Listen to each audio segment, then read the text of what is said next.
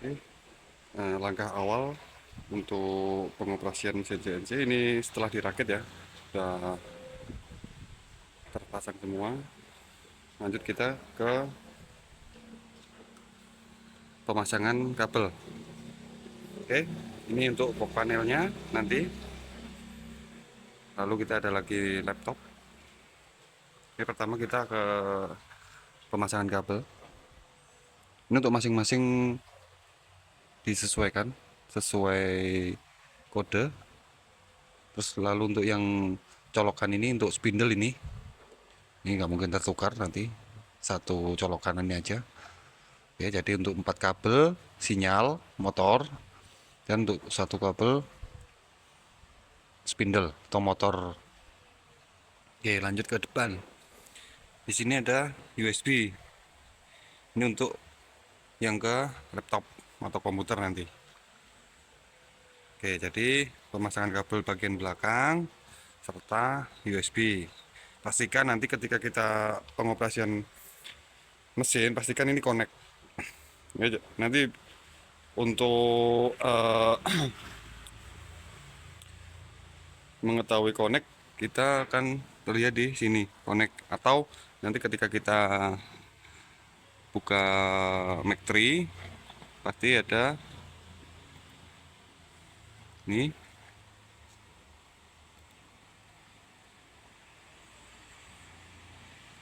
Oke, statusnya di sini nanti pasti akan terkoneksi. Nah, jadi ini kita reset dulu. Oke. Oke, tombol untuk panel pastikan nyala dulu karena kita ada tombol stop ya. Jadi ketika panel mati otomatis request stop ini akan jalan terus. Jadi kita nyalakan dulu. Oke, baru kita klik. Oke. Oke, statusnya udah connect. Atau kalau memang belum connect, maka ini kita lepas. Maka statusnya nanti akan seperti ini. Remotion card not found. Ini artinya USB-nya belum terpasang dengan benar atau kurang pas nanti. Kalau dia sudah pas, maka dia akan oke, seperti ini. Baik, untuk langkah selanjutnya kita penghafalan tombol ya. Untuk yang di keyboard dengan CNC-nya. Oke, sini nanti kita dapat keyboard wireless seperti ini untuk kita operator biar bisa dibawa ke mesin. Oke, pertama kita buka Mac 3-nya dulu. Sini udah ada yang bagian bawah ya. Ini klik, kita pilih yang router 2 ini. Oke aja. Oke, tadi panelnya sudah kita nyalakan dulu. Oke, pertama kita tekan resetnya dulu, kita klik. Oke, setelah sudah kita penghafalan untuk tombol arah. Untuk arah maju kita pakai yang ini ya, maju ke sana dan ini mundur. Ini sebelah ini kanan. Untuk pergerakan kita bisa sesuaikan untuk kecepatan langkahnya, kita bisa sesuaikan. Oke, caranya kita tekan tab. Kita tekan tab, maka akan muncul jok seperti ini. Ini ada kecepatan langkahnya. Ketika kita buat 100%,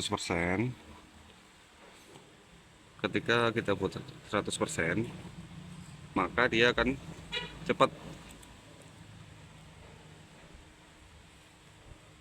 Kita buat 100% gini, kita enter, lalu kita tekan tab sekali lagi untuk menghilangkan ini tampilan ini, kita tap sekali lagi. Oke, ini dia pergerakannya akan cepat.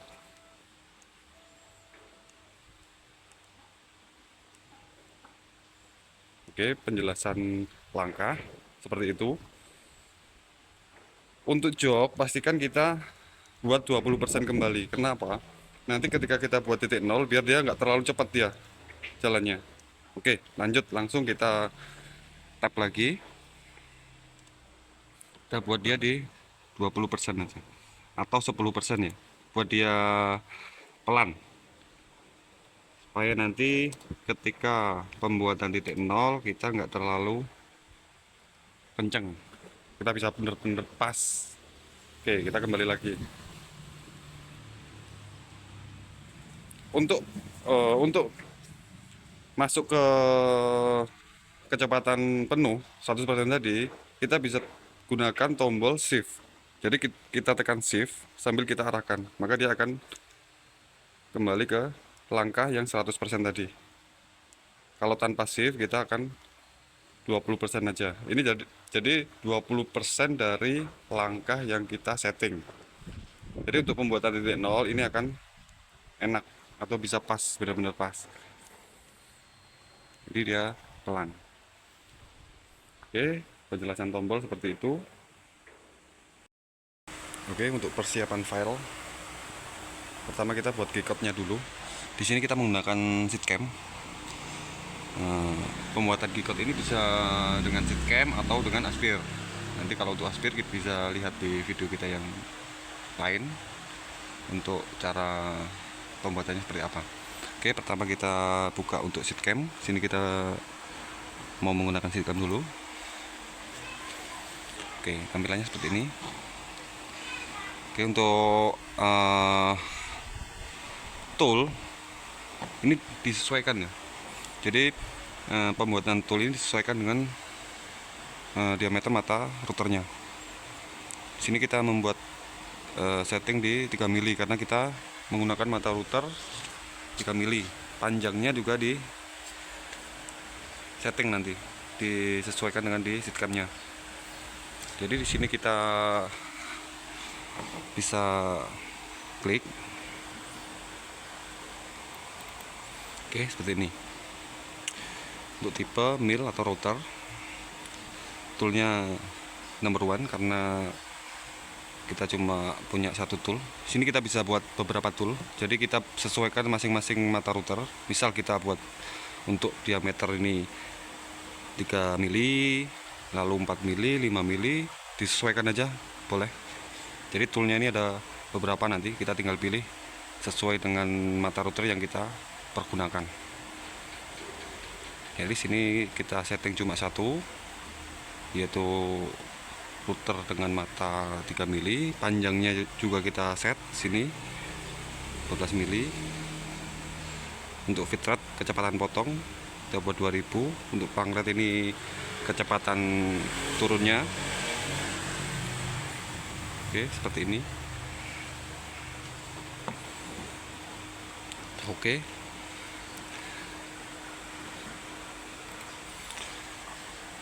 Oke, nanti lanjut kita masukkan file yang tadi sudah kita buat.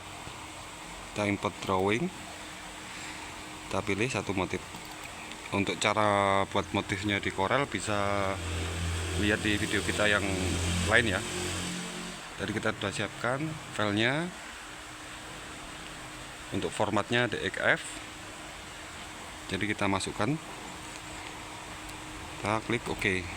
Oke, sampai terbaca seperti ini. Ini untuk scroll, untuk tombol scroll ini untuk zoom in, zoom out ya.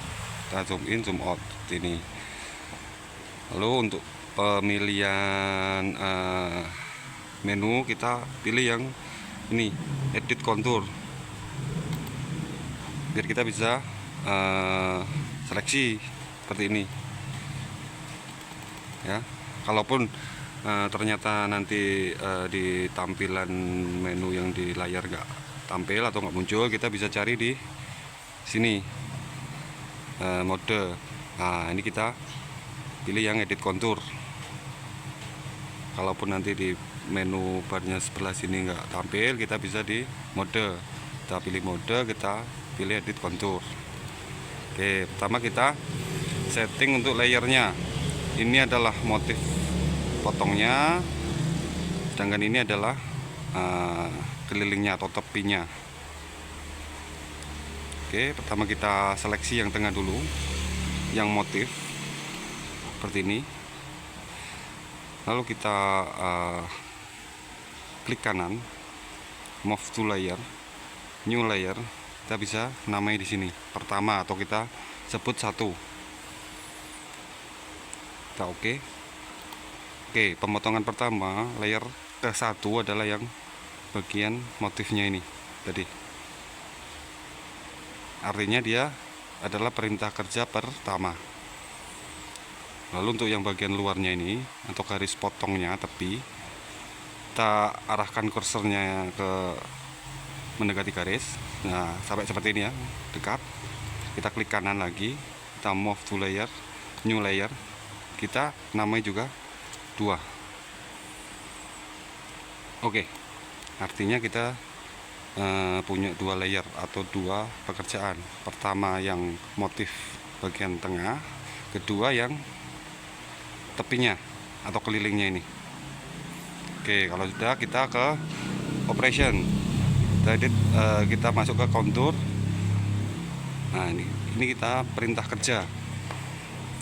Oke, untuk pertama, layer pertama, sini kita ada pilihan inside, outside, atau no offset. Untuk inside artinya dia akan memotong di bagian dalam garis. Jadi ketika kita potong suatu motif, yang terbuang adalah yang bagian dalamnya. Otomatis kita harus pilih inside seperti ini. Jadi yang nggak terpakai ini kita buang. Ketika kita pilih offset,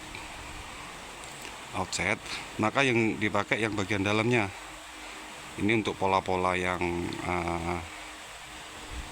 berfungsi bagian dalam garis potong. Kalau di sini kita buat ornamen, jadi otomatis yang nggak terpakai adalah yang bagian dalam motifnya. Kita akan pilih inside seperti ini, layernya pertama, karena tadi kita buat perintah kerjanya yang nomor 1. Oke, untuk cut depth, kita pemotongan materialnya 3 mili. Di sini saya pasang dia 4 mili, kita kasih toleransi 1 mili supaya nanti ketika ada permukaan yang enggak rata atau landasannya enggak rata, jadi kita tetap terpotong ya nanti mungkin mengenai landasan, tapi itu enggak masalah ya, daripada kita nanti potong akhirnya yang bagian tertentu ada yang kurang rata, akhirnya enggak tembus. Jadi kita toleransikan 1 mili. Untuk cut depth per pas ini adalah perintah potong atau berapa kali kita akan potong. Misal kita potong 4 mili, ketika kita isi di sini 4 mili, maka dia akan sekali jalan. Ketika kita pasang di sini 2 mili, artinya dia akan 2 kali jalan. Jadi pemotongan 4 mili dengan 2 kali jalan. Per jalannya 2 mili. Oke. Ini tetap seperti yang settingan tadi, kita bisa rubah juga nanti disesuaikan dengan rumitnya motif. Semakin rumit otomatis kecepatan kita kurangi. Nah, fitrah juga kita bisa setting di Mac 3 nanti ya. Jadi kita set aja pasti 2000 sama plangdatnya 1000. Oke. Layer pertama kita sudah buat. Lanjut ke berikutnya. Masuk lagi kontur kita yang kedua. Jadi untuk pemotongan tepi atau kelilingnya, karena kelilingnya kita bagian luar, jadi kita pilih dia no offset, atau kita bisa pakai outset. Jadi outset ketika bahan kita itu melebihi dari ukuran potong, maka kita bisa pakai outset. Tapi ketika kita bahannya itu ngepres, kita pakai no offset. Artinya ini no offset ini akan kerja pas di bagian garis potongnya atau pas berada di tengah garis potong. Kalau untuk tepi nggak masalah, kita pakai no offset aja. Ini tetap seperti yang awal tadi. Oke. Oke, setelah itu kita kan post prosesor. Sini kita tadi sudah buat ya. Kita buat nama yang berbeda. Ini kita save. Oke, pastikan post prosesor komplit. Ini artinya semua langkahnya sudah sesuai atau sudah benar. Kalau kita menemui prosesor gagal atau failat, itu artinya ada langkah-langkah tertentu atau setting entah mata router atau posisi motif atau ukuran motif yang belum sesuai atau belum cocok. Jadi kita bisa teliti lagi sampai benar-benar komplit seperti ini. Kita oke. Komplit kita oke. Oke, kita keluar aja. No, karena sudah kita simpan. Oke, seperti itu. Oke, sorry, tadi ada yang terlupa ya. Untuk mengecek ukuran setelah kita import drawing seperti ini, tadi kita pilih yang ini ya. Oke, filenya DGF ini kita kalau belum tampil di sini, kita bisa edit dulu pilihannya di pembacaan DXF file. Jadi biar tampil file DXF-nya. Kalau enggak dia nggak akan tampil. Seperti ini dia nggak akan tampil. Kita rubah dulu ini ke DXF file. Oke. Sorry. Belum kita pilih ya. Kita pilih dulu. Oke. Untuk pengukuran kita pilih menu measure, lalu kita arahkan ke pojok di sini. Kita klik di kiri ya, di kiri, lalu kita tarik dari ujung ke ujung, kita sesuaikan. Ketika kita buat di Corel tadi ukuran 300 mili kali 300 mili atau 30 cm kali 30 cm, maka di sini harus tampil sesuai dengan yang kita buat di Corel tadi. Kalau sudah sesuai artinya kita bisa lanjut untuk pengerjaan selanjutnya. Ketika belum sesuai, maka mungkin ketika proses ekspor dari Corel itu yang bermasalah. Jadi kita cek dulu untuk real ukurannya, kita sesuaikan. Jadi ukuran awal kita di Corel sama ukuran yang sudah masuk di Seatcap ini sama. Oke, setelah sudah, kita tinggal klik kanan and measure. Oke, setelah kita sudah buat keycode-nya tadi di Seatcap, sekarang kita saatnya untuk eksekusi di Mac3-nya atau mulai proses pemotongan. Yang pertama kita buka untuk Mac3, kita pilih oke.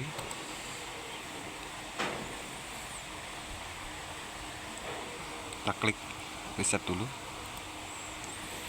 Oke, kita tekan ini sampai hijau semua. Kita lanjut ke pemotongan material. Pertama kita cek untuk pergerakan mesinnya dulu. Oke, kita pasang di sini, kita arahkan sini, kita turunkan. Oke, ini kita buat satu tanda ya, ini pengunci ya. Jadi pastikan nanti ketika pemotongan, proses potong menghindari penguncian skrupnya.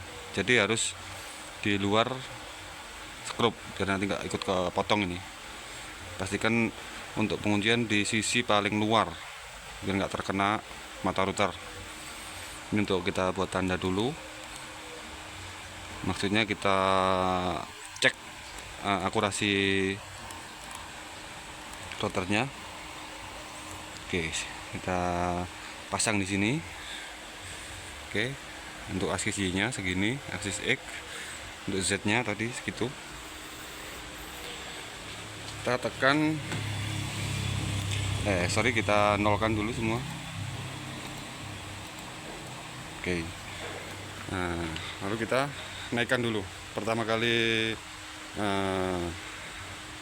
jalan, pastikan untuk rotor terangkat dulu atau naik dulu. Kita naikkan dulu sampai dia mentok ke atas. Oke, seperti ini.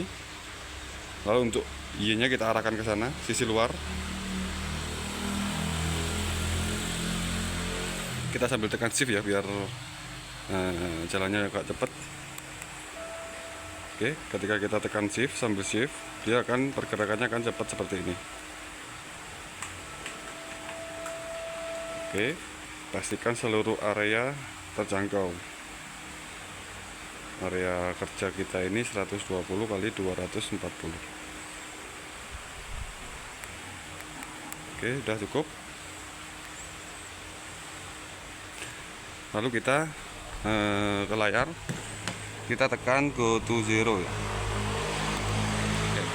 Ini untuk proses sebelum potong, untuk tes akurat mesinnya. Jadi setelah kita arahkan ke sana tadi, kita tekan go to zero, pastikan dia kembali ke titik awal seperti ini ya. Ketika kita tadi buat titik 0 di sini, kita arahkan ke ujung sebelah sana, lalu kita tekan go to zero, pastikan dia kembali ke titik awal tadi. Artinya itu sudah akurat atau sudah presisi. Lanjut kita akan ke penentuan titik 0 pemotongan.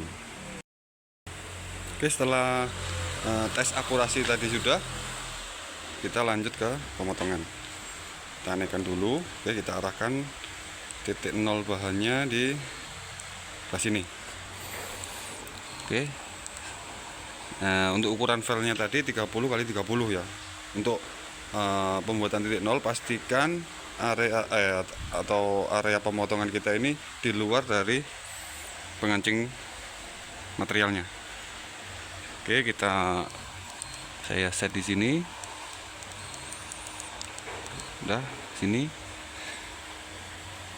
Posisinya di sebelah sini. Lalu untuk Z-nya, pastikan dia pas berada di permukaannya material. Seperti ini. Jadi, permukaan ujung rotor berada di permukaan material. Benar-benar nempel ini ya. Lanjut kita nolkan untuk aksisnya. Kita nolkan. Oke, setelah sudah, kita masukkan file G-code tadi yang sudah kita buat di Seatcam. Kita load G-code. Oke, maka di sini akan tampil. Jadi pertama kita buat yang ini, lalu kedua untuk tidak sama namanya kita buat di tambahan R ini. Oke, kita masukkan satu aja yang awal.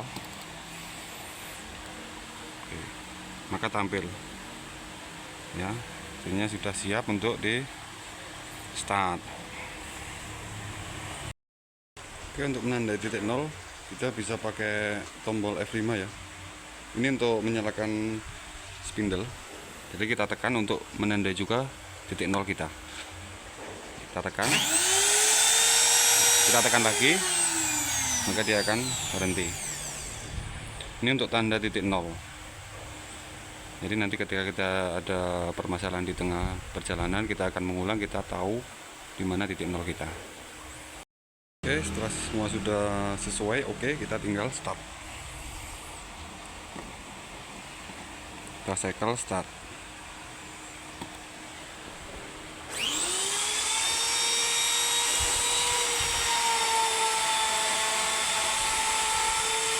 Kita sambil rekam ya, karena ini sekalian untuk pengetesan mesin.